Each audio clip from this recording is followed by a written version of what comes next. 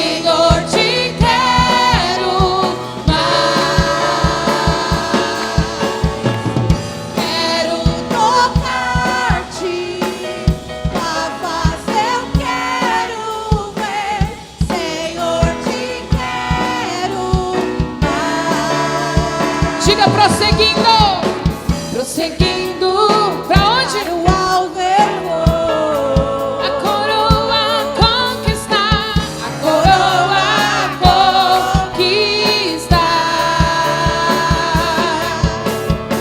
Vou lutando, nada pode me impedir. Eu vou te seguir, conhecer-te eu quero.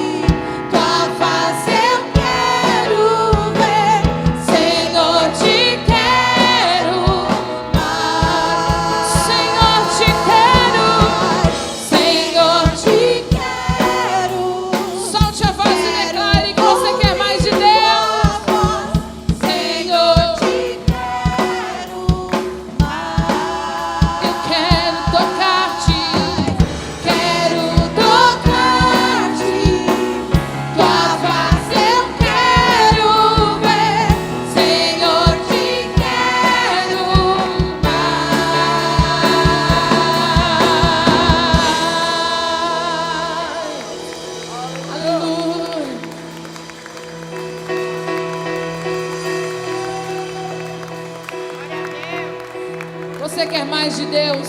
Levante as suas mãos. Abra sua boca e diga: eu quero mais de ti, Senhor.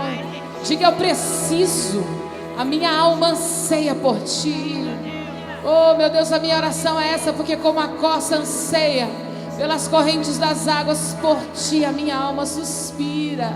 A minha alma tem sede de Deus, o Deus vivo. Aleluia. Me derramar, dizer que te amo. Me derramar, dizer te preciso. Me derramar, dizer que sou grato. Me derramar, dizer que és formoso. Eu venho me derramar, cante. Dizer que te amo. Me derramar, dizer te preciso. Me derramar, dizer que sou grato. Me derramar, dizer que és formoso.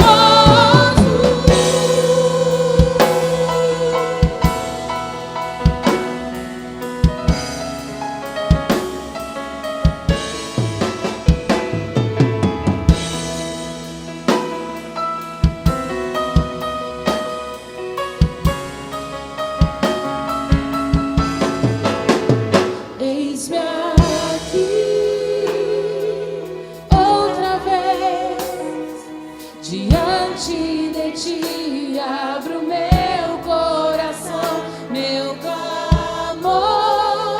Tu escutas e fazes cair as barreiras. Declare a fidelidade dele. És fiel, Senhor, e dizes palavras de amor e esperança sem fim. Ao sentir o teu toque, por tua bondade libertas meu ser no calor deste lugar. Eu venho me derramar, dizer que te amo. Me derramar, dizer te preciso.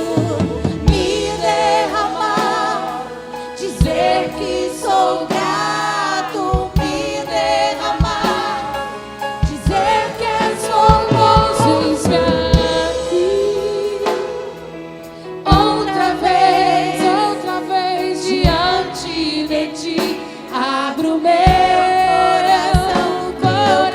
coração. Tu escutas e fazes cair as barreiras em mim.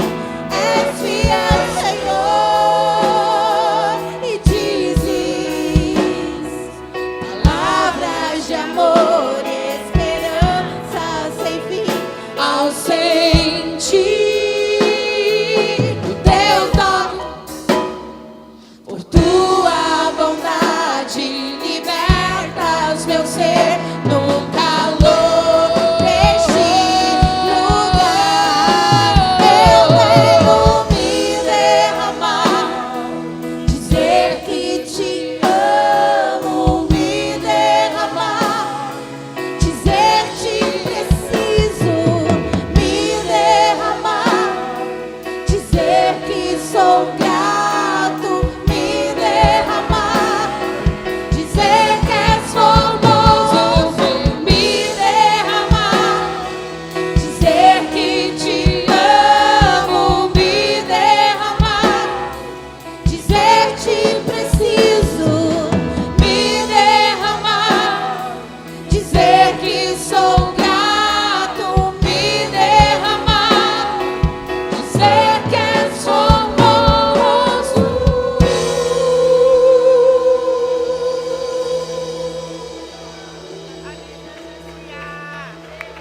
Aleluia. Ele é o nosso Deus de promessa.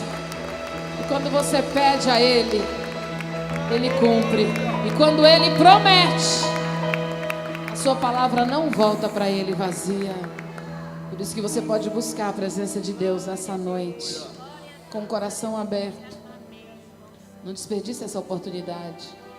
Essa oportunidade foi dada por Deus para você hoje. Pelo Deus cheio de amor, de graça e misericórdia, que te concede a força, o privilégio e a honra de estar diante dEle e poder adorá-lo. E poder dizer: Senhor, eu sou grato. Senhor, eu te adoro pela tua fidelidade. Senhor, eu me derramo, eu me entrego diante de ti. Amém? Amém.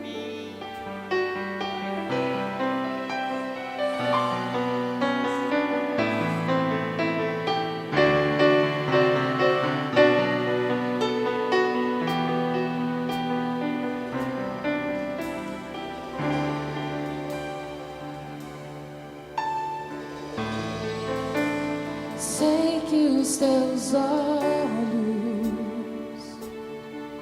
sempre atentos, permanecem em mim, e os teus ouvidos estão sensíveis para ouvir meu clamor. Posso até chorar, mas a alegria vem de manhã. Se eu fosse você, eu erguia as minhas mãos para declarar isso. Diga: és Deus de perto e não de longe. Tu és o mesmo, nunca mudaste. Tu és fiel,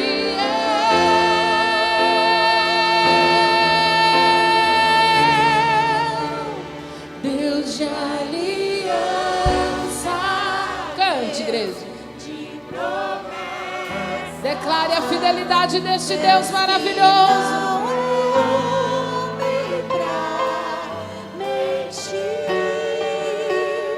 Tudo pode passar, tudo pode mudar, mas tua palavra vai se cumprir.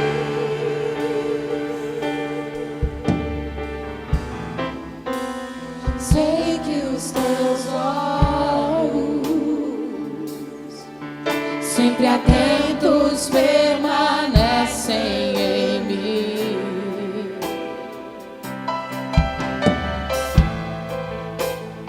e os teus ouvidos estão sensíveis para ouvir meu clamor. Posso até chorar, mas a alegria vem de manhã. És Deus de perto e não de longe.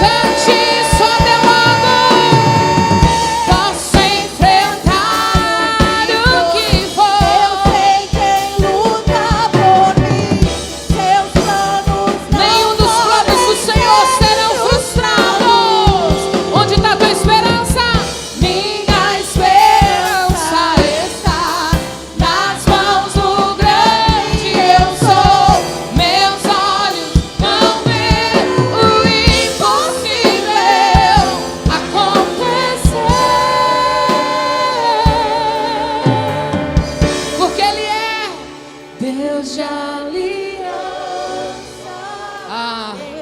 Enche o teu pulmão aí. Solte a tua voz, porque você serve a um Deus verdadeiro. Diante da dificuldade Ele não te abandona. E tudo que Ele fala Ele cumpre.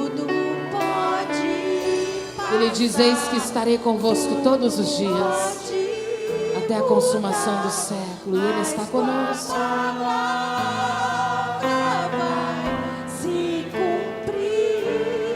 Cante. Deus de aliança, Deus de promessas, Deus que não é homem pra mentir. Tudo pode passar, pode mudar, mas sua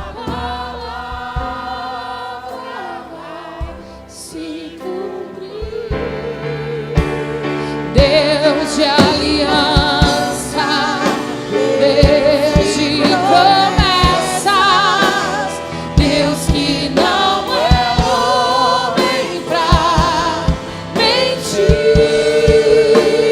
Tudo pode passar, tudo pode mudar, mas tua palavra vai se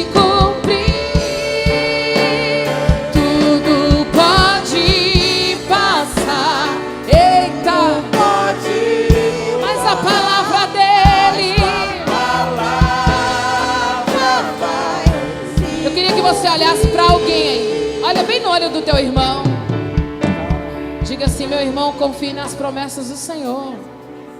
Ei, diga assim: meu irmão, não desista do que Deus tem para você. Diga: você pode enfrentar o que for, mas Deus é contigo.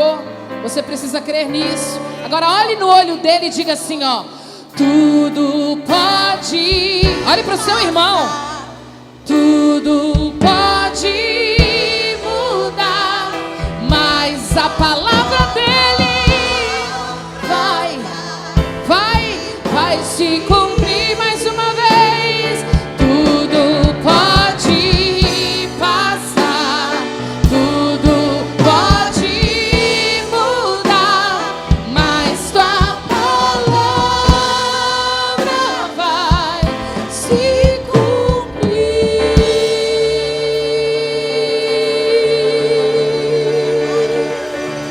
Tua palavra vai se cumprir, eu creio. Creio nas tuas promessas, Senhor, sobre a minha vida, sobre a minha casa, sobre os meus filhos, sobre o meu ministério, sobre a tua igreja. Eu creio nas tuas promessas, mas com a palavra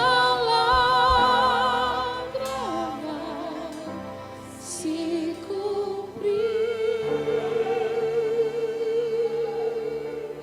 Tua palavra vai se cumprir,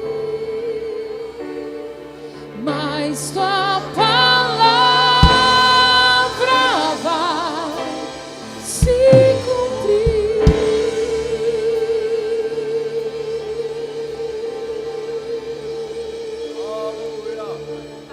Obrigada, Jesus, pela tua palavra. Obrigada, Jesus, pela tua presença. Obrigada pelas experiências que já tivemos contigo. Obrigada porque somos testemunhas do teu cuidado, do teu amor, da tua graça e da tua misericórdia. E obrigada pelo que o Senhor ainda vai fazer em nós e através de nós. Cumpre o teu propósito, cumpre a tua palavra em mim, na vida do meu irmão, através deste povo, desta igreja, em nome de Jesus. Aplauda ao Senhor. Glória a Deus. Aleluia. Glória a Deus. Bendito seja o nome do Senhor. Paz do Senhor, meus irmãos. Amém. Que nós acabamos de declarar é para fortalecimento da nossa caminhada.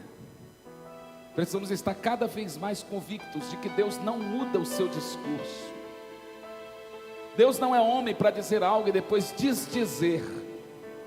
Ele não desfaz aquilo que promete. E por isso você pode descansar na presença dEle, amém?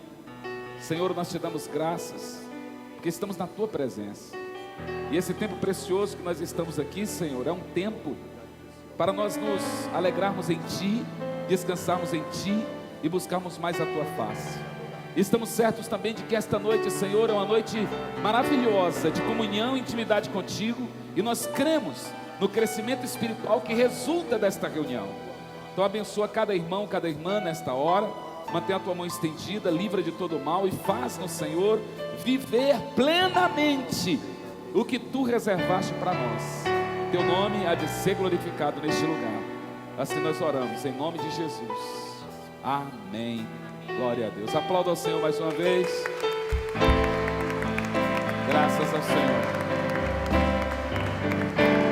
Tome o seu assento.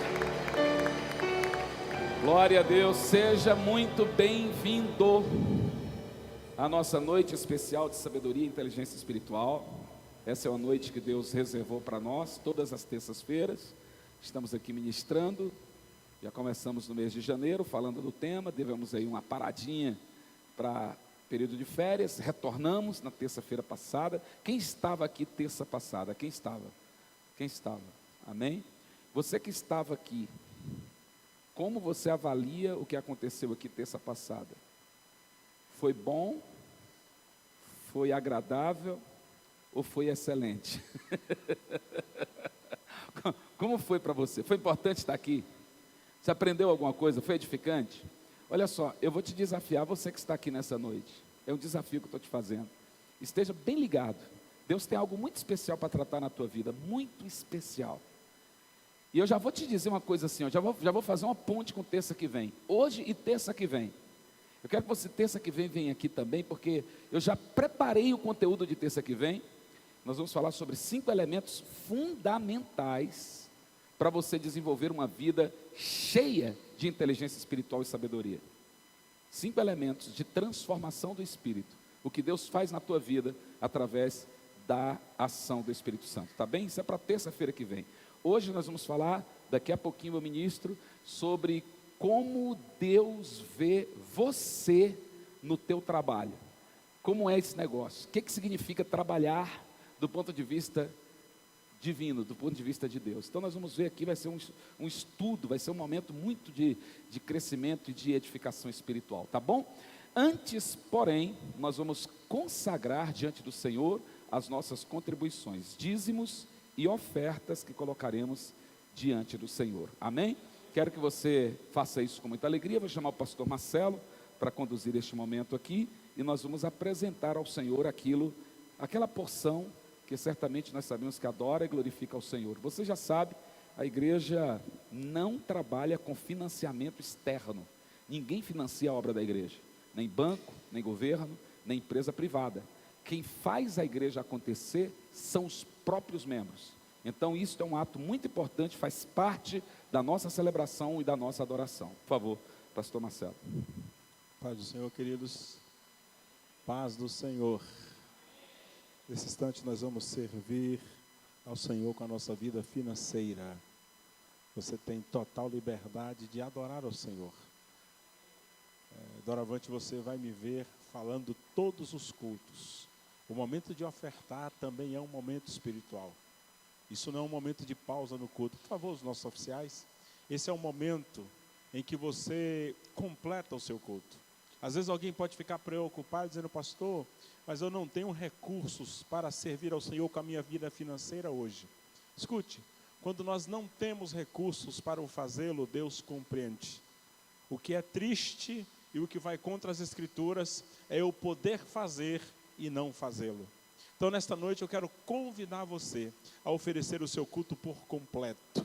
Eu quero convidar você, nesse instante, a tomar a sua oferta, tomar o seu dízimo e glorificar ao Senhor através da sua vida financeira.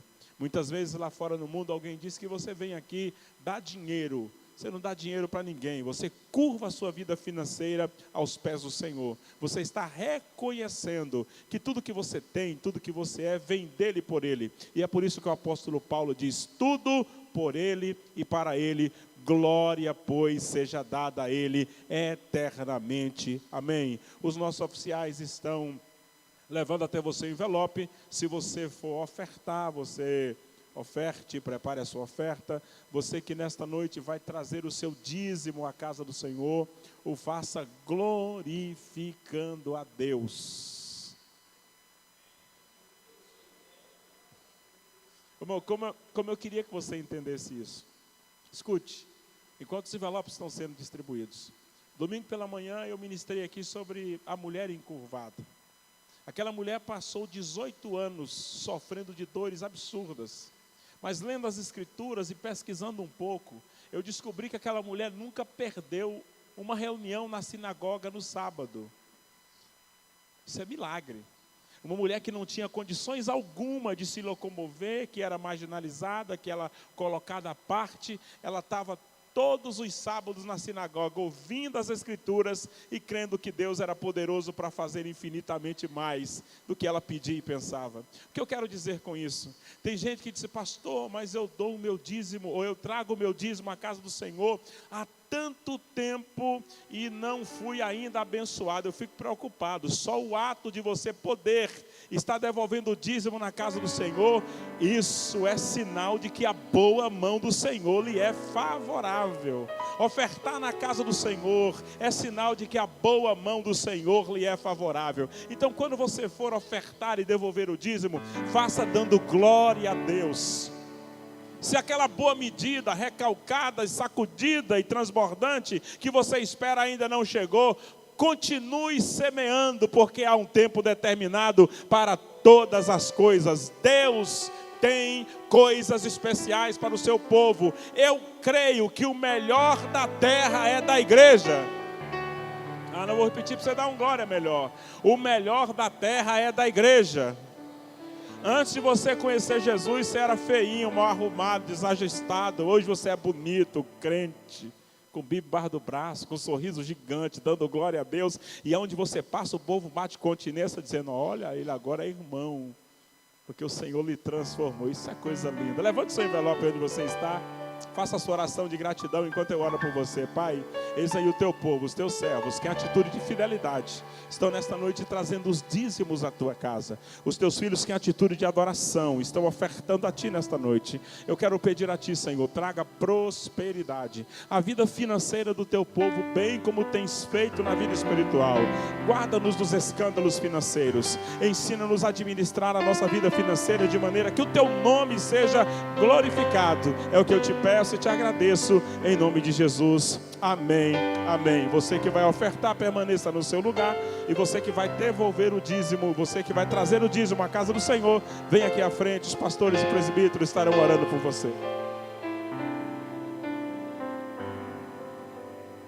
Não perturbeis o coração, porque eu sempre sou fiel. Eu fecho a boca do leão, na cova estou com Daniel.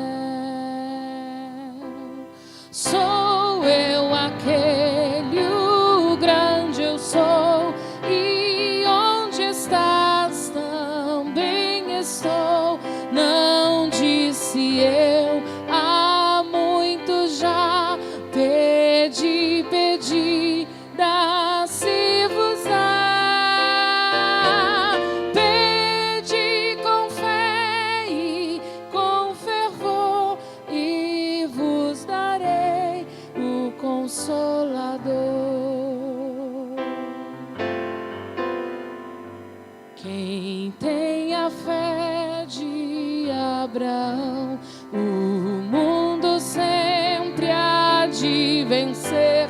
Quem quer ter firme o coração, precisa igualmente crer. Sou eu aquele, o grande eu sou, e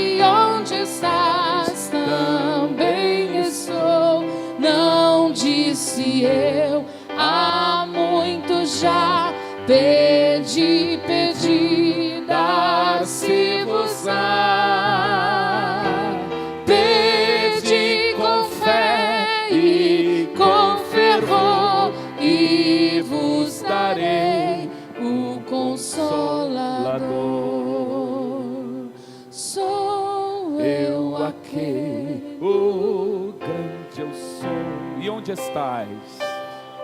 Também estou. Também estou. Não disse eu. Não disse há muito já. Há muito já. Pedi, pedi, dá-se-vos-á. Dá-se-vos-á. Pedi com fé e com fervor. Pedi com fé e com fervor, e vos darei o Consolador.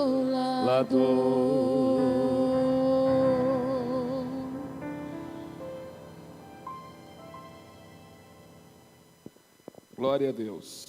Amém. Pensei que meu microfone estava...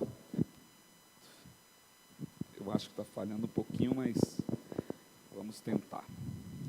Graças ao Senhor. Graças ao Senhor. Irmãos, quero falar só de 2 avisos rápidos. 2.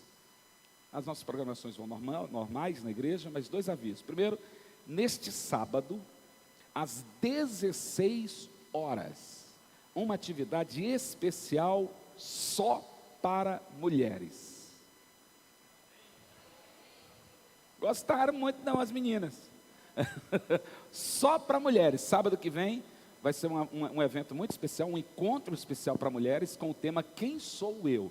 Vai ser algo muito rico, tenho certeza que Deus vai abençoar a sua vida, vai tratar um pouco da sua identidade, vai te fazer andar numa dimensão muito especial na presença do Senhor. Então, neste sábado, às 16 horas, o encontro de mulheres entre amigas, entre irmãs, com o tema Quem Sou Eu? Domingo, nós temos as nossas programações, 8 da manhã, culto conectados, 10 horas, escola bíblica dominical, vamos estudar aqui o livro de Sofonias, e às 18 horas, se Deus quiser, estaremos juntos mais uma vez, eu estarei falando aqui, mais uma vez, no domingo à noite, vocês vão cansar de me ouvir, né? Mas mais uma vez eu estarei falando, o que tu tens? É uma pergunta, o que tu tens? O Senhor nos deu essa palavra e você vai ouvir no domingo que vem, sobre o desafio que Deus tem, que Deus te dá, de fazer milagre com o que está nas tuas mãos. Isso é para domingo que vem, amém? E na segunda-feira, preste atenção, segunda-feira, dia 2 de março, 2 de março, nós teremos aqui o início de nossa escola teológica, Centro de Formação Teológica Doulos. Essa escola é uma escola que vai trazer um conteúdo teológico completo do curso básico de teologia para você. Se você já fez teologia e quer fazer de novo, pode fazer.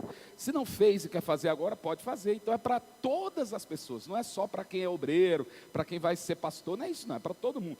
Para todos que quiserem, o Centro de Formação Teológica Doulos vai funcionar a partir de segunda-feira, dia 2. Faz inscrição, participa, e dia 2, que é a segunda-feira, vai ser aberto para todos que quiserem, tá bom? Dia 2 vai ser uma aula aberta.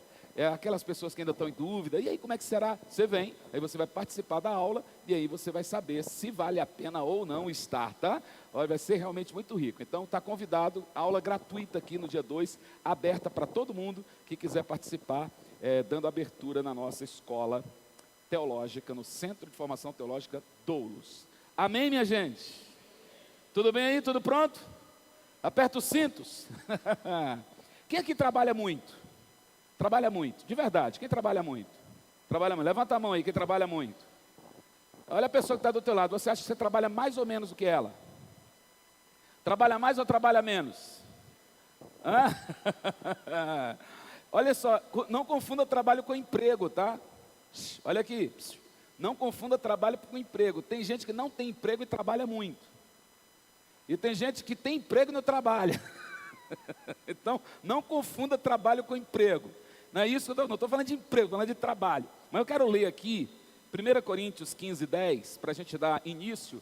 Hoje nós vamos falar ali nesse temazinho aqui, ó, a ética cristã do trabalho, está escrito só ECT ali, que é a nossa outra bolinha. Nós já falamos tudo isso aqui já nos nossos encontros. Aqui a gente vai para esse último hoje falar sobre a ECT, que é o Ética Cristã do Trabalho. Mas vamos ler antes disso, 1 Coríntios, capítulo 15, versículo 10. Só quem encontrou, diga amém.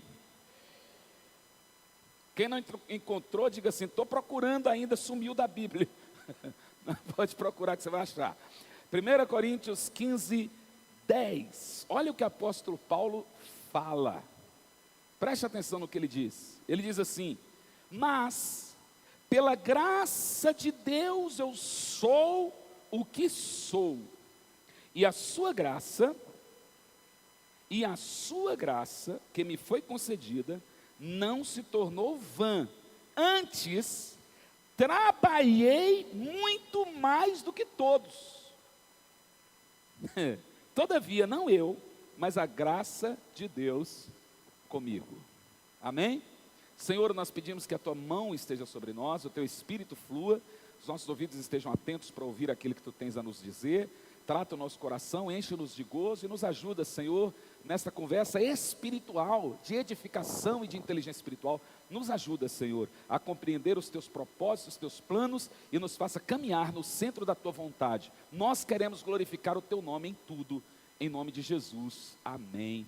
Graças a Deus. Meus irmãos, o tema do trabalho é um tema que certamente é de interesse de toda a sociedade, de toda a comunidade. Todo mundo tem uma preocupação com isso, de certa forma, até os governantes, quando eles abraçam uma causa, se preocupam com o trabalho, o pai de família, o filho, o adolescente vai crescendo, se preocupa com o trabalho. Então, o tema do trabalho é um tema que de algum modo nos envolve e está conosco. Ninguém aqui pode ser pessoa desprovida da responsabilidade de trabalhar. Todos nós temos que trabalhar, sim ou não? Todos temos que trabalhar. Se a gente não trabalhar, o que acontece? Meu bem disse, quem não trabalha dá trabalho. Se a gente não trabalhar, obviamente, nós teremos carências, sim ou não? Muitas carências.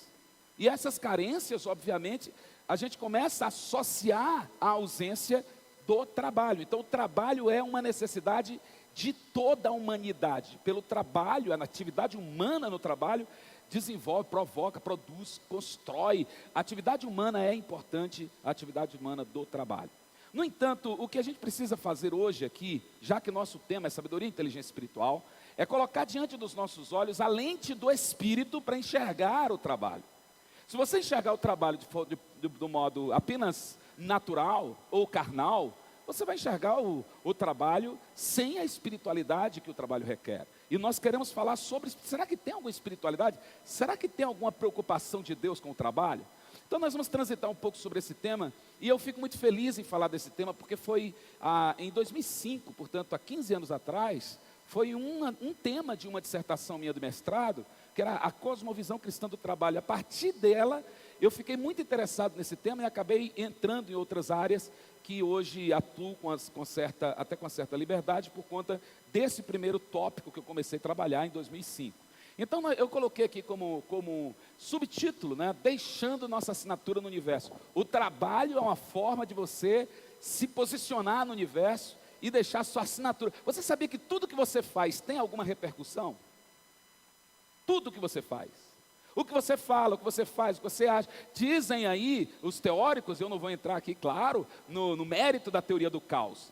Mas a teoria do caos diz que até o bater das asas de uma borboleta pode provocar uma tempestade. Claro que com o tempo, com as mudanças que esse bater de asas pode acontecer. Mas eu fico pensando às vezes nessas pequenas coisas, imaginando, será que o nosso trabalho não interfere de alguma forma no mundo? Você acha que o teu trabalho, aquilo que você faz, aquilo que você está operando, não tem uma importância cósmica? Eu vou te dizer, com a segurança enorme nessa noite, como ministro do Senhor, que o que Deus colocou em tuas mãos para fazer tem uma grande importância no mundo. Você pode deixar a tua assinatura no universo através do teu trabalho.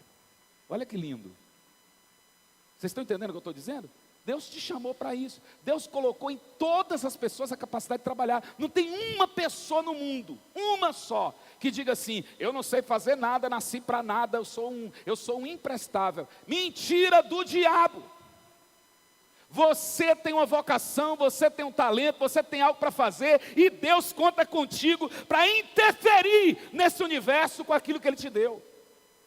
Amém ou não? Então você tem algo para fazer, e para fazer para Deus, e para fazer por Deus.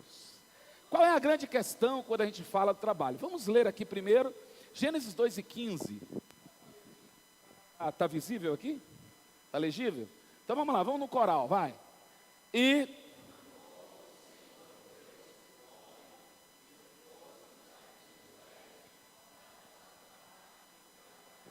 será que Deus deu um trabalho para o homem? O que é que esse versículo está dizendo?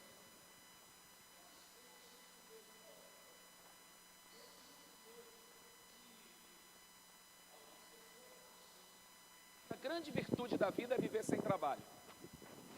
E parece que todo mundo trabalha para ficar livre do trabalho. Já notou isso? Por que você trabalha? Eu estou trabalhando para fazer engraçado agora, lá na Bahia, eu encontrei com uma pessoa que dizia isso, né? Eu disse: amado, qual é o sentido do teu trabalho? Ele disse: estou trabalhando muito, eu estou ralando, trabalho. Eu falei: mas o que você quer? Ele: eu quero construir uma condição de vida para depois eu não fazer nada, só desfrutar. Ou seja, nós parece que trabalhamos para nos ver livre do trabalho. O homem trabalha para ficar livre do trabalho. Só que tem uma história, eu tenho uma notícia que talvez não agrade a todos. Não tem uma só pessoa aqui que vai conseguir ficar livre do trabalho. Ô pastor, e quando eu me aposentar? Você vai se aposentar e vai continuar trabalhando. Eu vejo isso. O cidadão aposenta, vai continuar trabalhando. Ele não consegue ficar sem trabalho. Quando ele fica sem trabalho, sabe o que acontece com ele? Ele se deprime. Você sabe que os especialistas na terceira idade, chamava terceira idade, eu não sei nem como chama mais agora, né? Mas os especialistas da idade especial, que vai depois dos 80, porque agora até 70 o cara está trabalhando e muito, né? 79, trabalhando. Chega nos 80, ele diz: agora eu vou parar. Se ele não tiver uma atividade, provavelmente ele vai viver muito mal. Ele vai ficar deprimido, ocioso, ansioso, obrigado, bem, ansioso, e por aí vai. Então todos nós temos carência de trabalhar. Por quê? Porque isso é bíblico. Isso aqui, gente, olha, presta atenção, esse versículo: e tomou o Senhor Deus o homem e o pôs no jardim para fazer alguma coisa, para trabalhar, não é um versículo depois do pecado, isso é antes do pecado. E por que é importante dizer isso? Porque algumas pessoas, inclusive os sociólogos do trabalho, dizem que o trabalho, na concepção religiosa, é uma condenação de Deus. Deus condenou o homem com o trabalho. Não, Deus não condenou o homem com o trabalho. Trabalho não é condenação, trabalho é bênção. Já vi algumas pessoas não gostarem da ideia. Quem não gosta de trabalhar fica revoltado com isso. Mas deixa eu dizer, trabalho não é condenação, trabalho é bênção. Deus te capacitou para o trabalho. Você pode dizer amém? Então você vai entender por que tem hora que o trabalho nos cansa, nos fadiga e a gente fica meio aborrecido. Daqui a pouco você vai entender. Mas vamos ler mais esse versículo aqui, que também está em Gênesis. Dá para ler? Vamos ler um coral? Vamos ver um coral de novo? Vai. Maldita é a terra por causa de ti, com dor comerás dela todos os dias da tua... Aí pronto, começou a estreitar, né? Espinhos e cardos também te produzirá, e comerás a erva do campo. Olha, no suor do teu rosto comerás o teu pão, até que te tornes. Está falando de trabalho também? Diga assim, sim, está falando. Qual é a diferença daquele versículo para esse aí? Qual é a diferença? Vamos pensar aqui rapidamente? A diferença é que o outro versículo, vamos voltar nele, diz assim: o Senhor tomou Deus o homem e pôs no jardim para o lavrar e o guardar. É trabalho, sim ou não? E esse outro é trabalho? É trabalho, só que parece que esse trabalho aqui agora, isso aqui é depois do pecado. Antes do pecado já tinha trabalho, agora depois do pecado tem um trabalho pesados. Aí a coisa começa a estreitar, aí você tem que suar, aí você começa a cansar, aí você fica exausto, aí você começa a ficar meio perturbado por causa do trabalho, porque o trabalho resulta em tudo isso, todos os dias da vida. Eu tenho que trabalhar, eu tenho que suar. E aí, por causa disso, a gente começou a não gostar muito da ideia do trabalho. Então preste atenção, o trabalho não é uma condenação, é uma bênção. Amém ou não? Agora, lamentavelmente, o pecado corrompeu também o trabalho e fez com que o trabalho se tornasse pesado, fatigante, e o trabalho se transformou em um labor. Vou mostrar isso aqui para vocês, nessas 3 palavras que tem aqui: trabalho, labor e negócio. Vamos entender as 3 palavras. Primeiro, trabalho. O trabalho, como eu disse até no vídeo de hoje, ela vem do latim, palavra tripalium. E olha o que significa tripalium: tortura. A palavra, existia um objeto, uma ferramenta de tortura chamada tripalium, e aí, esta palavra tripalium é a nossa palavra trabalho. Então, por causa disso, a gente vive uma visão meio que escravocrata do trabalho. Essa ideia de que os homens pensam e os escravos são animais domésticos que trabalham, é uma ideia da filosofia antiga. Olha que coisa, deixa eu mostrar essa coisa a vocês rapidamente, que eu já quero entrar na concepção cristã. Está um pouquinho, aqui houve um problema meu aqui na edição. Preste atenção para eu dizer uma coisa a vocês. Aristóteles, quando ele versava sobre o trabalho, sabe quem é Aristóteles, né? O filósofo da antiguidade?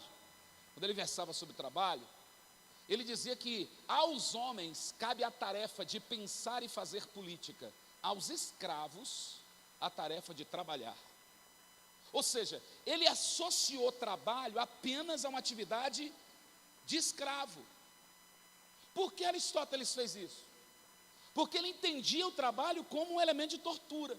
Ele dizia: isso é desumano, o trabalho é desumano. E para ele, escravo não era humano. Na concepção filosófica da época, o escravo era um animal doméstico. E por isso o escravo tinha que trabalhar. Os homens pensavam, os homens faziam política, os homens racionalizavam. E isso marca, de algum modo, a concepção do trabalho ao longo da história. A gente começa a pensar no trabalho na visão escravocrata. E é por isso que a gente não gosta do trabalho. Que a gente só pensa no trabalho como algo que nos perturba, que nos tortura, que nos afronta, que nos machuca, que nos cansa. Esta é a razão porque a gente ama a sexta-feira e detesta a segunda. Essa é a razão porque a gente coloca o sextou na internet quando chega a sexta, né? Sextou, que maravilha. Chega na segunda. Como era um provérbio que está carregado de um preconceito estrutural, quando alguém diz assim: segunda é dia de branco. Você já ouviu isso? Quem já ouviu isso? Segunda é dia de branco. Todo mundo já ouviu? Já ouviu? Por que estavam dizendo isso? Dizendo assim, dia de branco, por quê? Porque o branco descansa, dia de branco, dia para o branco descansar. E o escravo negro tem que ralar. Por isso que usa-se essa expressão, é dia de branco. Isso é um preconceito estrutural também, dizendo que quem tem que trabalhar são os negros, os brancos descansam. Isso é terrível. Não faz parte do nosso discurso esse tipo de frase. Por quê? Porque a gente sabe que o trabalho não é uma maldição. Trabalho é o quê? Tem que falar isso várias vezes. Trabalho é? Fala de novo. Trabalho é? Deixa o diabo com raiva. Trabalho é? Bênção. Agora, essa ideia escravocrata fez com que nós detestássemos trabalho. Outro dia eu falei sobre isso e disse assim: você quer saber quando a pessoa é escrava e não trabalhadora? Porque a diferença entre o escravo trabalhador e entre o trabalhador aventureiro é muito grande. Eu não vou entrar no mérito aqui, porque a gente iria entrar numa sociologia do trabalho, ia ser uma coisa muito desgastante até para a gente tratar, ia ficar quase que uma aula, e não é isso que eu quero hoje. Preste atenção aqui, há uma diferença entre o escravo e o trabalhador. O trabalhador é aquele que opera, aquele que tem, já a gente vai ver isso, que tem uma responsabilidade de intervir, de interferir nos processos, inclusive no próprio mundo, para transformar, para melhorar e para abençoar. Isso é trabalho. Mas o escravo, ele enxerga a operação como algo desgastante e tudo que ele quer é se ver livre da escravidão. E aí é fácil você descobrir, foi isso que eu disse em outra palestra, É fácil você descobrir quando a pessoa é escrava do trabalho.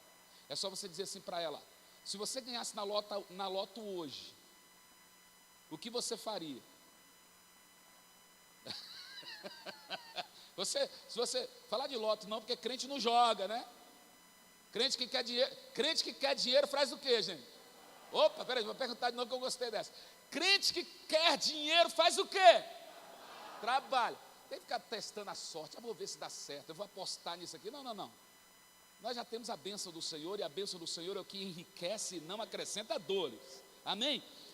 Mas, então, eu vou tirar essa história da loto aqui, vou fazer porque eu estou no meio de crente, então eu tenho que dizer assim: se você ganhasse amanhã um presente, e te desse 50 milhões de reais, tem gente que não sabe nem o que faria com 50 milhões, tem uns aqui, ó, que já estão de olho porque são empreendedores.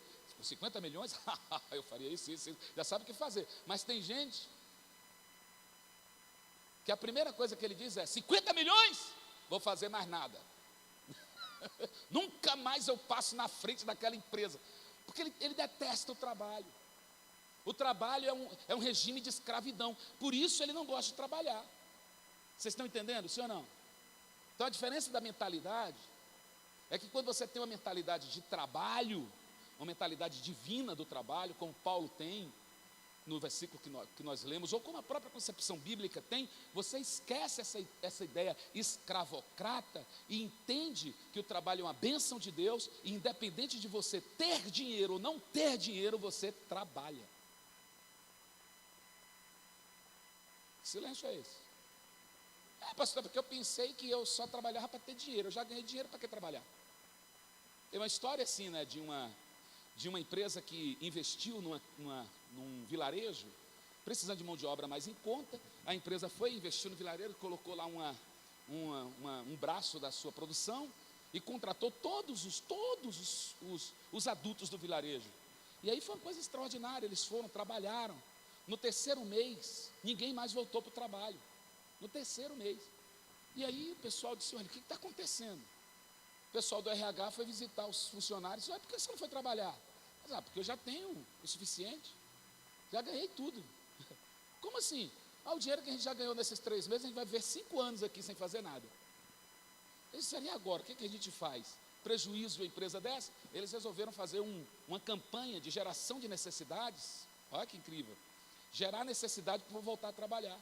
E eles começaram a distribuir flyers. Sabe o que é flyer? É panfletos e jornais, Casas Bahia, de Marabras, e foi distribuindo um bocado de coisa para que eles olhassem, e eles começavam a desejar aquilo.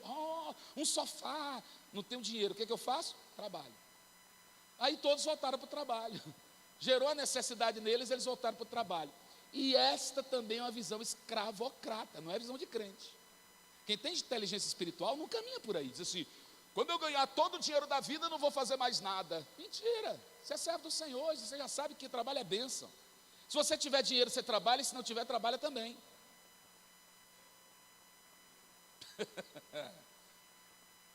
Esse silêncio é por quê mesmo? Te decepcionei? Pastor, não gostei não. Eu estou te ajudando a pensar com a mente do Espírito, pelo Espírito Santo. Então vamos lá. Segunda coisa que eu disse é labor. Então o que a gente precisa entender é que labor é diferente do trabalho. Porque laborar é a ação do corpo no trabalho. Eu vou mostrar a vocês já sobre isso aqui. O excesso de labor é que vai causar o desgaste, a fadiga e o estresse. A diferença é que laborar não é trabalhar em si. Claro que todo trabalho envolve labor. Não vou filosofar. Todo trabalho envolve labor. Mas o que eu estou dizendo é que o que nos cansa e que nos faz detestar é o labor, não o trabalho em si. É o desgaste que o trabalho provoca. É o cansaço que o trabalho provoca. Então, você tem que ter ferramentas para lidar com isso, com o labor. Você tem que ter capacidade de poder se recompor, porque todo trabalho, como o trabalho envolve labor, e eu já vou mostrar isso mais na frente, como envolve de alguma forma o laborar, você acaba se desgastando, e aí você tem que saber quais são as ferramentas que você tem para você se recompor do labor para voltar ao trabalho. Quem me entendeu até aí, diga amém. Quem não entendeu nada, diga entendi nada. Amém. Graças a Deus. E o que é negócio, gente? Negação do ócio. Negócio são duas palavras, oneg, de negar, e ócio. Quando você negocia, você sai do ócio. Então, negociar não é comercializar. Tem gente que pensa que negócio é comércio. Nada, não tem nada a ver com outro. Comercializar é uma coisa, negociar é outra. É a ação, negociar é a ação que contrapõe ou se opõe à indolência. O que é indolência? Indolência é a pessoa que não sente dor de nada, não tem dor, não sente peso, responsabilidade. Sabe aquela pessoa que vê a casa caindo e ele não sente dor nenhuma? Ele é indolente, ou seja, é uma espécie de um preguiçoso que não vê as coisas acontecerem, não sente nenhuma responsabilidade, parece que nada chama ele para fazer alguma coisa. Ele é indolente. O indolente é aquele que entra em casa, vê tudo bagunçado e não arruma. Ele não sente dor com a bagunça. O indolente é aquele que está no emprego, mesmo nas atividades da empresa, e ele percebe, por exemplo, ele é uma pessoa que trabalha ele só tira xerox. Aí um dia ele chega lá, a máquina está desligada, ele diz, vou tirar xerox não, porque a máquina está quebrada. E aí ele passa um tempo, o patrão vem e diz, por que você não tirou? A máquina está quebrada. O patrão, quando olha lá, diz, meu irmão, vem aqui, está quebrado? Está quebrada, não está ligando. Você já olhou a tomada? Porque a tomada está desligada, basta ligar a tomada. Quando a pessoa é indolente, ele nunca procura solução. O indolente ama o ócio. Então diga assim, o indolente ama o ócio. O que é ócio? Fazer nada. O ócio é colocar a perna para o ar, é dormir até 10h30 da manhã, 11h30. Aí acordar meio-dia, almoçar e dormir de novo, porque está cansado e ficar desocupado. De vez em quando você não tem, estou cansado de não fazer nada. Aí vai dormir de novo. Indolente, ele não sente a dor das necessidades, e por isso ele é um indolente. Esse aí precisa de um negócio, diga assim, ele precisa de um negócio, ele tem que negar o ócio. Eu sei que o Domênico De Masi, para quem é estudioso da área aqui, poderá me dizer, mas pastor, o Domênico diz que o ócio é uma coisa maravilhosa. Só que você tem que ler direito, porque ele diz que só é maravilhoso se o ócio for criativo. Tem um livro chamado Ócio Criativo, sugeri para você ler, o Ócio Criativo, do Domênico De Masi, e ele fala sobre isso. Só que ele está dizendo que você se utiliza dos recursos tecnológicos para diminuir o seu labor, porque laborar é perder tempo. Ele diz, então você diminui o seu labor usando a tecnologia, mas criando. Então o ócio criativo é a capacidade de trabalhar sem necessariamente envolver muito esforço físico. Ok? Tudo bem, gente? Está tudo ok aqui, né? Vamos lá. Tudo tranquilo? Então vamos. Então essas três palavras aí, de algum modo, elas compõem a base para aquilo que nós queremos falar. Trabalho é bênção de Deus, sim ou não? Então diga assim, trabalho é bênção. Labor é maldição. Porque o labor é o cansaço, é o suor do rosto, né? é o carro dos espinhos, tudo isso ali era labor. Mas o trabalho em si não, o trabalho estava desprovido disso. E o negócio é apenas você negar o ócio, porque Deus não chamou ninguém para ser ocioso. Tem até um provérbio salomônico. O que é um provérbio salomônico? Provérbio escrito por Salomão, que ele diz assim, vai ter com a formiga, ó preguiçoso. Porque ninguém foi chamado para o ócio, nós somos chamados para o negócio, todos temos um negócio. Nós temos algo que nega o ócio. Não significa dizer que você não deva ter férias e ter descanso, não tem nada a ver uma coisa com outra. Tá bom? Isso é para um outro momento, quando a gente teorizar aqui a respeito da cosmovisão mesmo cristã do trabalho, a gente fala sobre isso. Então, esse trabalho, labor e negócio dentro dessa concepção estão relacionados com a graça. É Deus que nos dá essa capacidade de desenvolver a nossa tarefa. Amém, gente? Foi o versículo que nós lemos. Então vamos lá, vamos passar agora para a inteligência espiritual no trabalho. Primeira coisa que você precisa entender dentro dessa concepção do que estamos falando aqui, é que você trabalha para a glória de Deus. Por que você trabalha? Para a glória de Deus. Você glorifica a Deus quando trabalha. Quando você se levanta, quando você empreende, quando você cria, quando você constrói, quando você faz, quando você opera, você glorifica a Deus. Minha grande intenção aqui, eu digo a vocês com muita responsabilidade, é provocar em vocês essa consciência, para que nós não saiamos daqui hoje achando que o trabalho que você tem que fazer amanhã é uma maldição. Não é. Você vai glorificar a Deus com o teu trabalho. Você crê nisso? Você vai glorificar a Deus, não independente do que você faça, desde que o que você faz não seja algo que quebre princípios. Porque se o teu trabalho for vender droga, não tem como glorificar a Deus, né, gente? Concorda ou não? Porque tem pessoas que... Como é que foi a história do rapaz aí que foi preso? Vocês viram o rapaz que foi preso? E alguém perguntou a ele assim, eu não sei se aquilo é piada, né? Não sei se é piada. Perguntou o rapaz assim, mas rapaz, como é que você conseguiu fazer isso, fazer aquilo? Você pulou um muro, você enfrentou um cachorro, você fez isso e roubou aquela casa? Ele responde, cara, você acha que eu vou dar o segredo do meu trabalho? Isso é minha profissão. Você é jornalista e minha profissão é essa. Tem gente que pensa que o trabalho dele é... Então você tem que ter cuidado para saber se o teu trabalho, se a missão, a visão e os valores que envolvem a tua atividade, se isso glorifica a Deus. Eu tenho a impressão de que todos que estão aqui estão empreendendo alguma coisa para glorificar a Deus. Então não importa se você é advogado, se é professor, se é varredor, se é costureiro, se é dono de casa, porque dono de casa também trabalha, né, gente? Trabalha e trabalha muito. Agora preste atenção, glorifique a Deus trabalhando. Ei, lá vai o chicote. Para de murmurar. Glorifica a Deus, você está trabalhando. E se esse trabalho é honroso, se esse trabalho abençoa, se esse trabalho constrói, se esse trabalho faz alguma diferença aonde você está, glorifica a Deus. Tem gente que reclama o tempo todo do trabalho, gente. Ele reclama porque está trabalhando. Ele reclama porque cansou. Ora, descansa. O que você não pode é viver também aquela vida de louco, né? que não glorifica a Deus.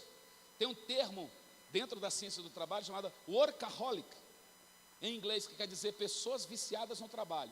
São aquelas que trabalham também sem descanso o tempo inteiro, trabalha 15, 16 horas por dia, chega em casa e ainda continua trabalhando, e tem gente que usa o trabalho como uma válvula de escape, para fugir de suas responsabilidades, ele só quer trabalhar. Isso também é doentio e não glorifica a Deus.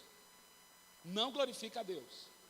Se você estivesse aqui no domingo de manhã, nós falamos sobre isso aqui, estudando um pouco de Abacuque, mostramos um pouco sobre essa questão do cativeiro, quando o povo de Israel foi levado escravo para a Babilônia, e como é que eles reivindicaram jornada de trabalho.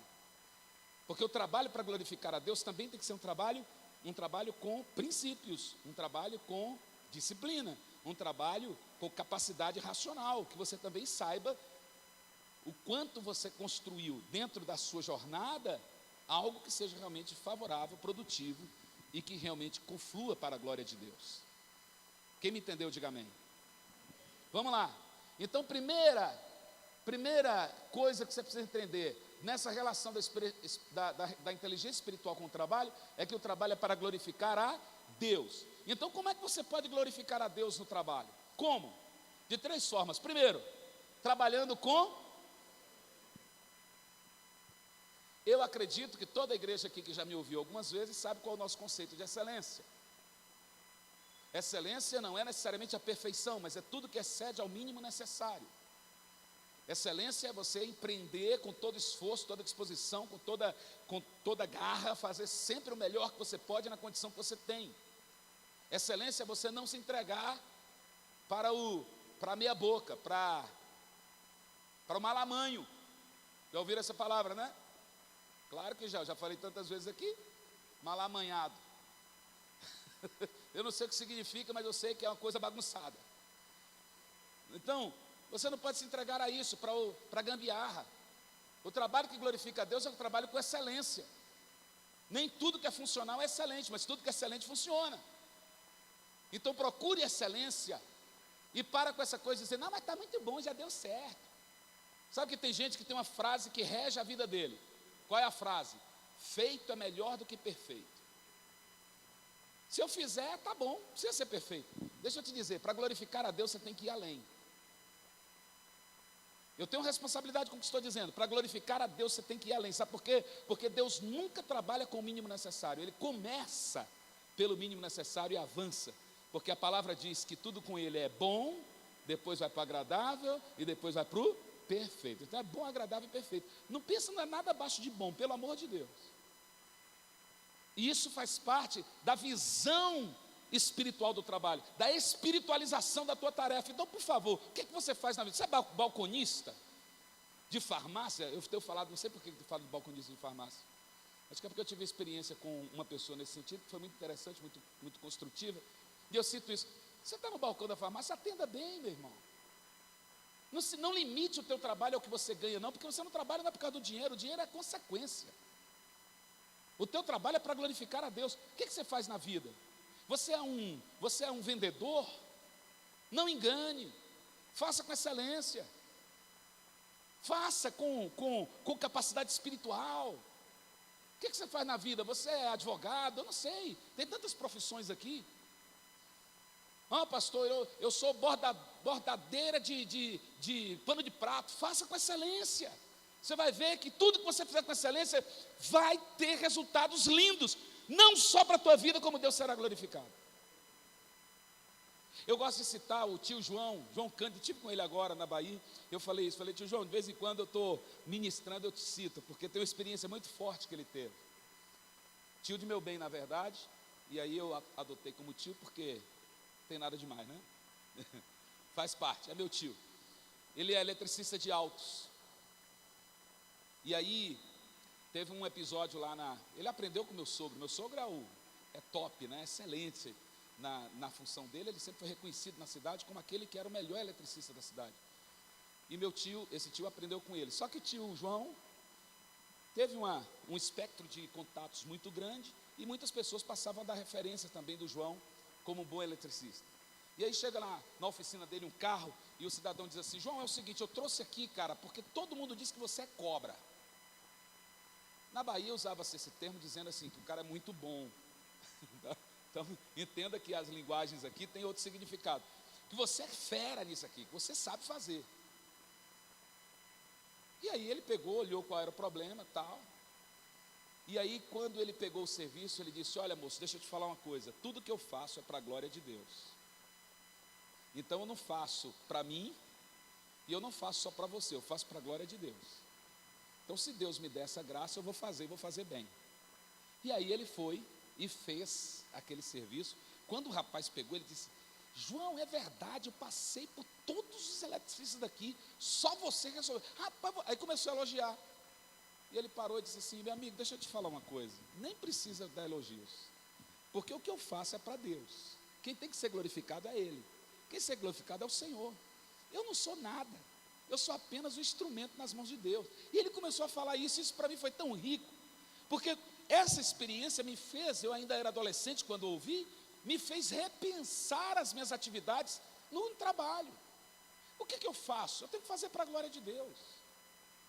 Eu tenho que entender que a excelência do meu trabalho não é para o meu orgulho, para eu bater no peito, eu achar que eu sou o cara, eu sou melhor, me envaidecer, ficar olhando os outros de cima para baixo. Não, querido, você faz excelente para glorificar a Deus. Deus é o alvo de toda a tua operação, é isso que você deve entender. Não tem nada além disso. Deus será glorificado com a excelência do teu trabalho. Amém?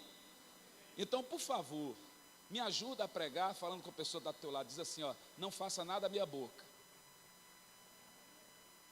Gostei não, pedi ajuda, vocês não me ajudaram. Dá para fazer excelente aí? Dá para melhorar aí a tua performance? Fala para essa pessoa, diz assim: tudo que você fizer, faça com excelência. O que é isso? Como você pode fazer com excelência? Oi?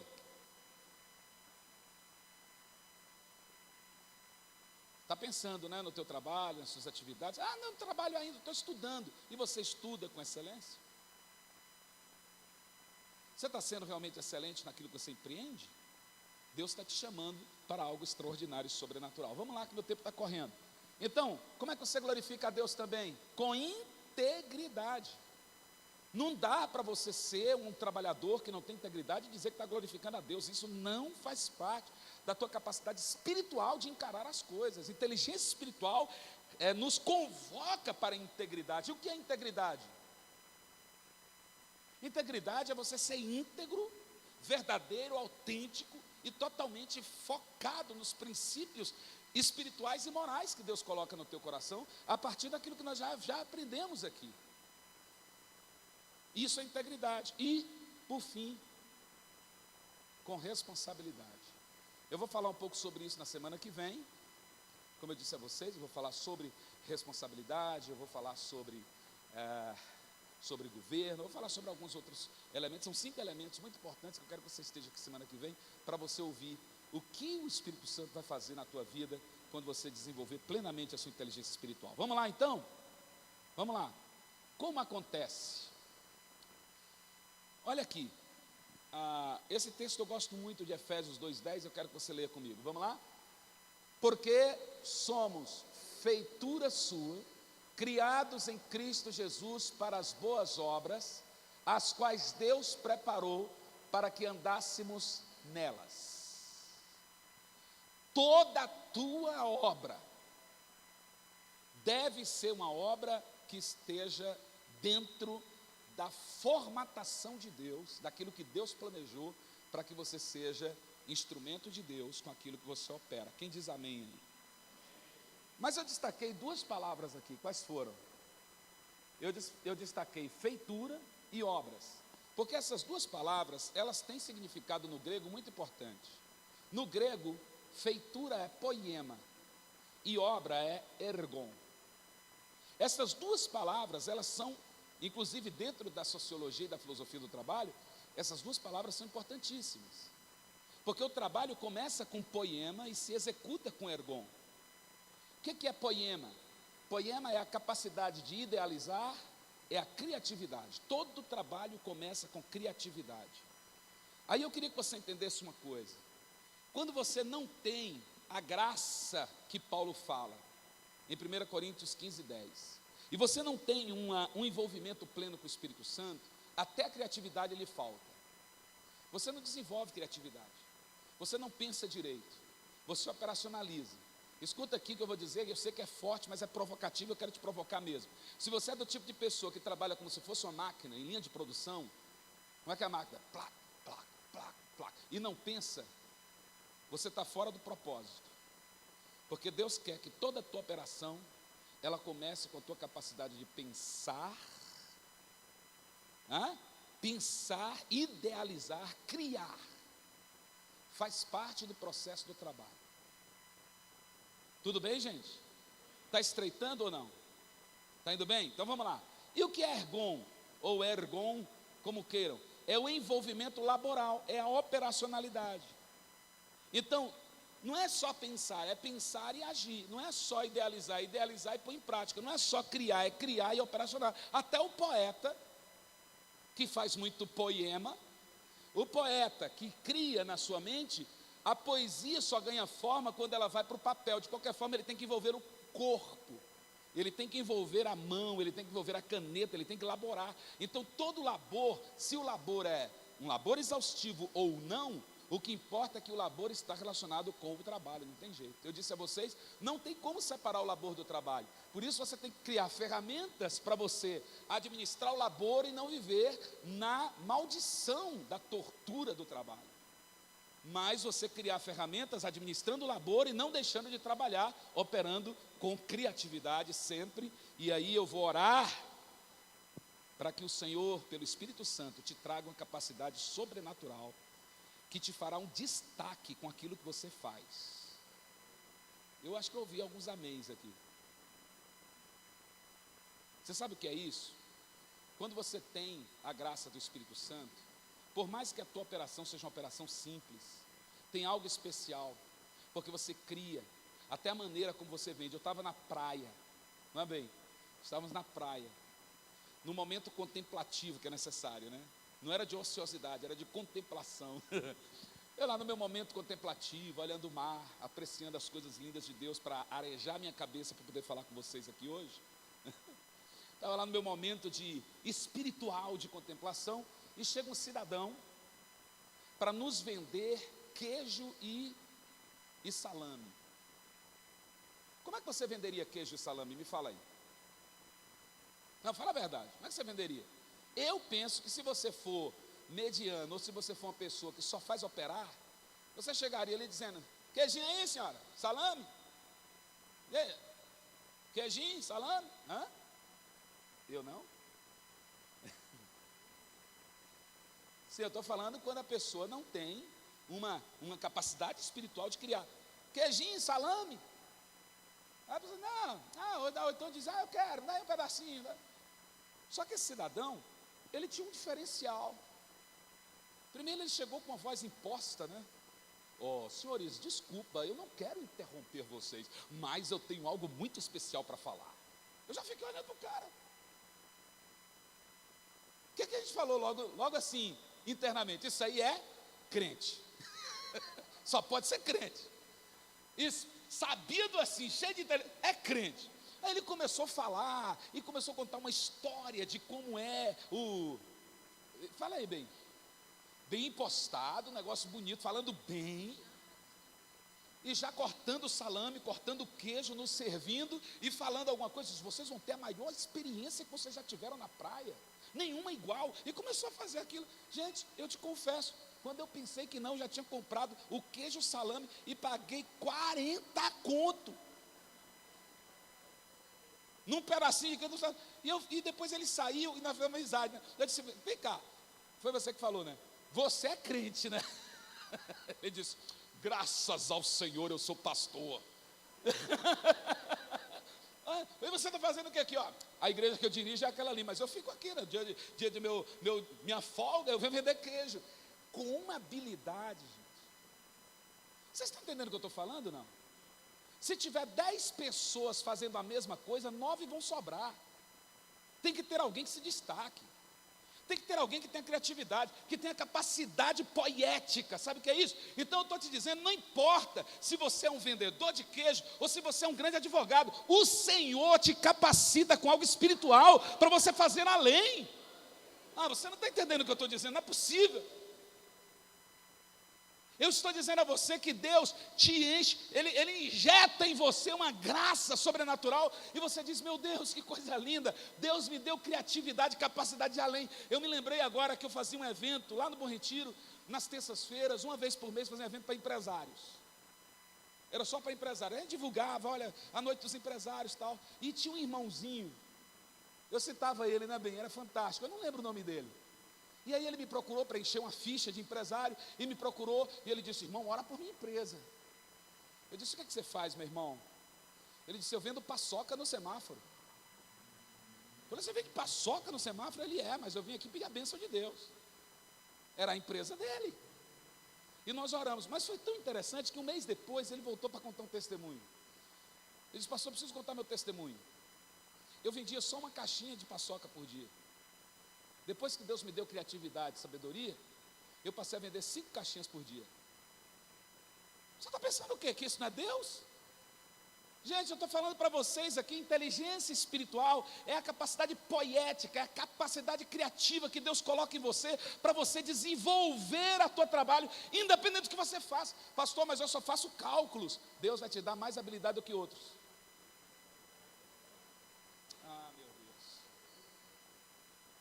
Sim, vocês já viram o Rick Chastain? Já ouviram falar nele? Procurem na internet, ele vende água no Rio de Janeiro. Servo do Senhor, tá? Servo do Senhor. Sabe o que aconteceu com ele? Eu ia até trazer um vídeo dele para vocês verem. Ele fez agora propaganda aí do Santander e de outros bancos. Ele começou vendendo água. Ele foi parar em Harvard para dar palestra de empreendedorismo. Você está pensando o quê? Pergunta qual é a formação dele. Você tem quantos cursos de gestão? Ele diz, nenhum, 4ª série. Mas o cara é quente, irmão, cheio do Espírito Santo. Eu não sei se você está entendendo o que eu estou te dizendo. Mas se você entender o que eu estou falando, que eu sei que está, eu estou falando isso, pelo amor de Deus, não é subestimando a tua capacidade, não. É subestimando a minha capacidade de falar. Mas entenda, o que o Senhor tem para você é tão extraordinário, que você vai sair daqui hoje dizendo, meu trabalho é para glorificar a Deus. E Deus se injeta de poema, de criatividade.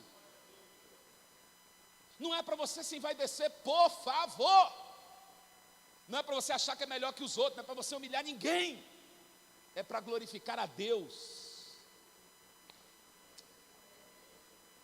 Eu acho que eu vou encerrar, né? Vou encerrar, vamos lá. 5 elementos da inteligência espiritual para o trabalho. Aqui eu encerro. Eu vou falar de 5 elementos que você precisa colocar nas suas funções para que o teu trabalho seja realmente para a glória de Deus. Eles estão aqui nesse disco, está meio clarinho, né? Ali está tão bom. Está dando para ver aqui? Tá? 5 elementos. E esses 5 elementos, eles estão, eu já falei um pouco sobre isso aqui, então para alguns não será novidade alguma, mas eu quero que você abra a tua Bíblia em Efésios 4, capítulo 4, versículo 11.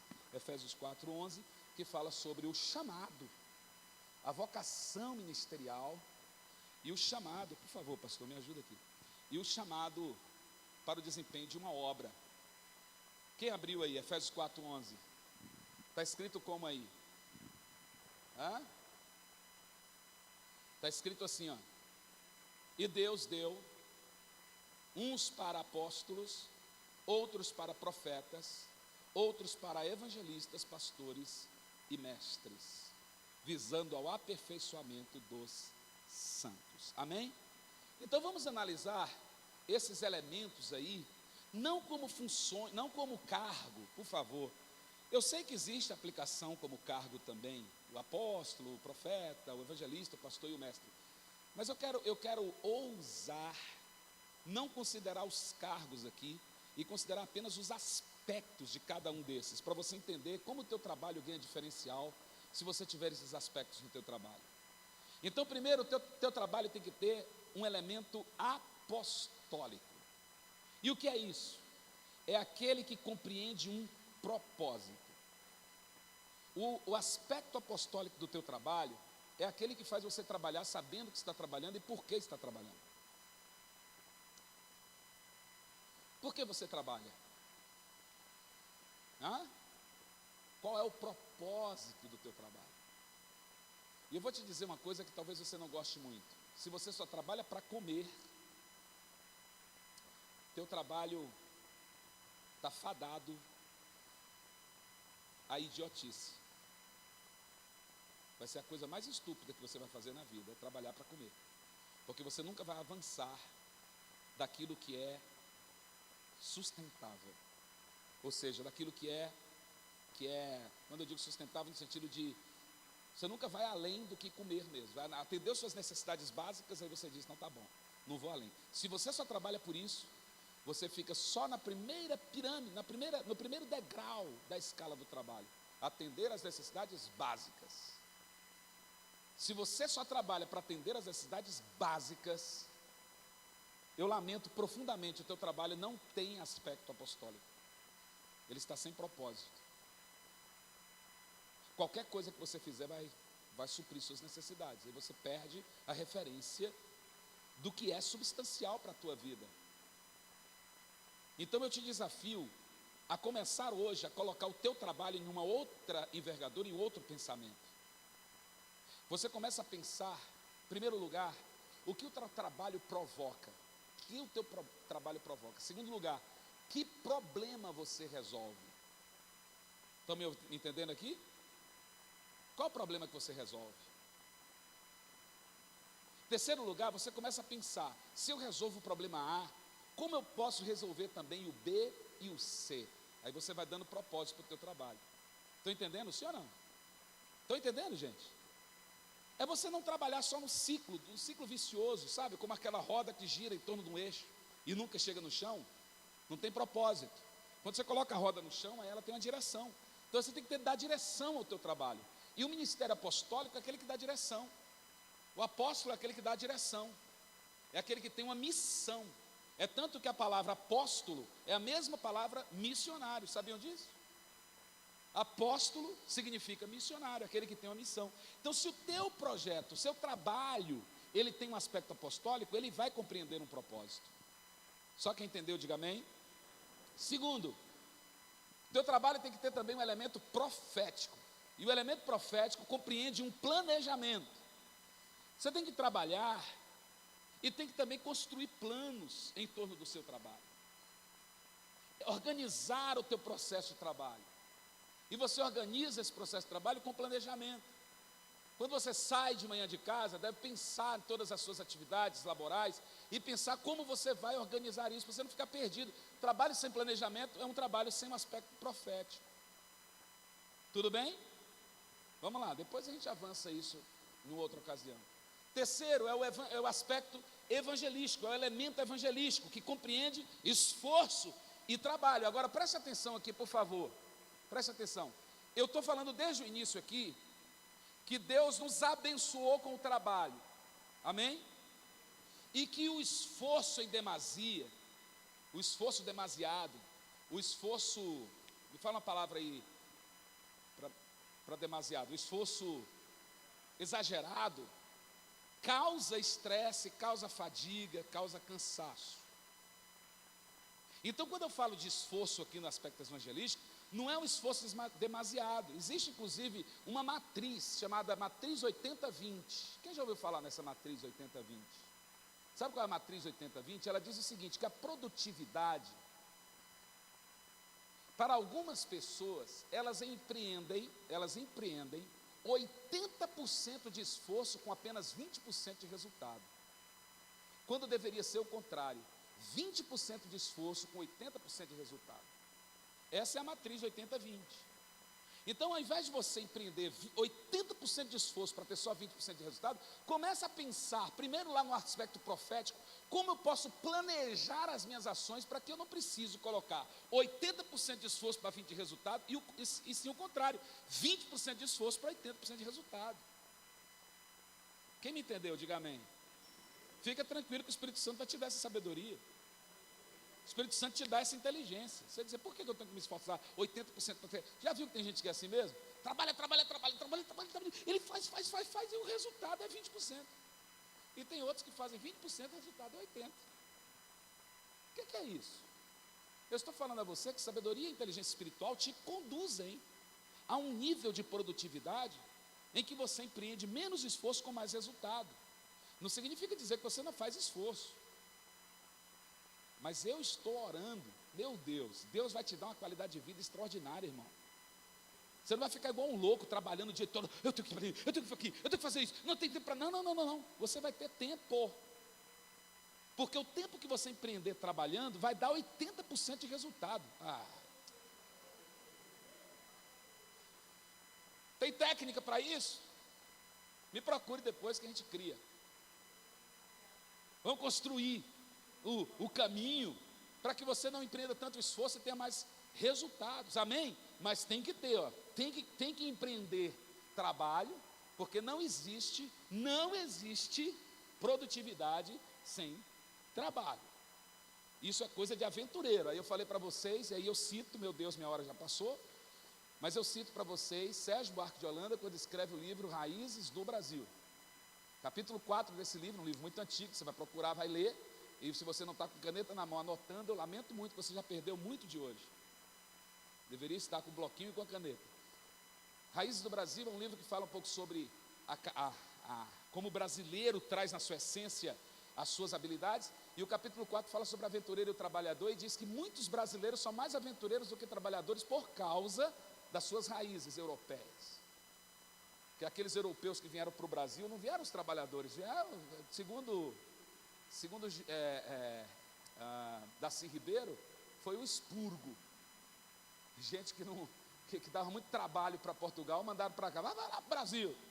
Aí vieram para cá os preguiçosos, queriam colher o fruto sem plantar a árvore. Como tem gente assim, né? Ele quer resultado sem esforço. Não vai ter. Escuta, você é servo do Senhor. E se você tem o Espírito Santo, você sabe que para você ter resultado, vai ter que trabalhar. Amém, não? Eita glória, ainda bem que eu vi um amém para encerrar. Vamos lá, o aspecto pastoral compreende cuidado e governo, habilidade de cuidar, habilidade de governar, habilidade de observar detalhes. Esse é o aspecto pastoral.